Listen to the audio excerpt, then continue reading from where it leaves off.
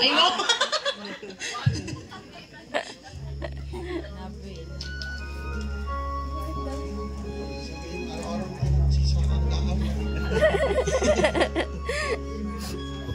Hello, good evening sa lahat. Shanil, happy birthday. Ano ba sabihin ko? Lagi ko naman sinasabi araw-araw. Pag nandito ka, huwag mo nang mag-asawa. Wala namang boyfriend. May boyfriend muna, pero pwede. Pero hindi pa sure. It depends upon the situation. Yung mga bagay na gano'n na nandyan lang naman yon, huwag magmamadali, at saka huwag padalos-dalos. Diyan katulad ng kanin na lamig na pagpanis, pwede mong iluwa. O kaya lunukin na lang para walang ano. Lunukin na lang pero parang walang lasa na parang tanggapin mo lang siya ng pilit. Hindi naman po pwede yun na pag nandun ka na, magtitiis ka na lang. Kailangan tamang desisyon, tamang oras. Nandyan lang yun, darating din kayo doon kasi hindi naman lahat. Kaya pag hindi naman dumating, huwag ka rin naman magtampo. Talagang ganun. Basta kung ano yung pinagkaloob ni God, kasi siya ang nakakaalam, yun, tanggapin lang, tapos maniniwala lang. Iyak ako. Ano ba? Ano ba bang masasabi ko sa'yo? Yun, yung pangarap yung dalawa ni Tristan, o anong pagbursigi lang hanggat buo tayo, walang bibitaw.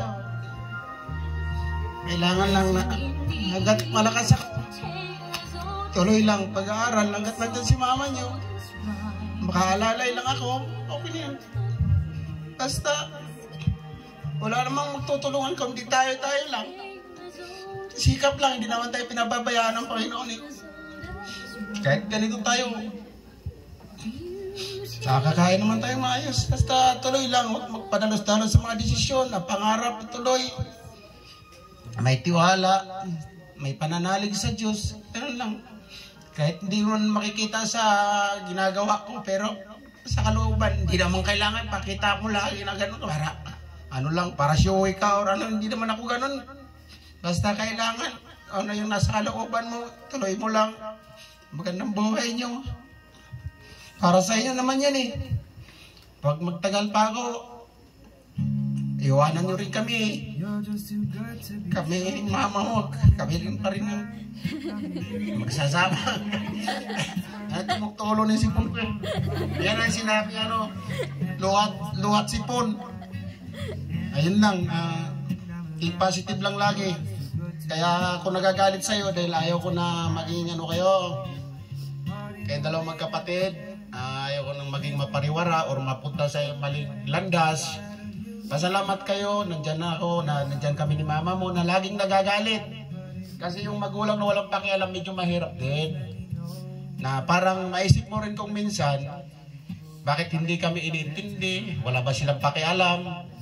Sa akin, natural lang yon na pinagsasabihan, pinapagalitan, kaya lang, siyempre pag hindi kayo sumunod, alam niyo naman, kalagayan ko rin, na ayaw ko rin ng ganun.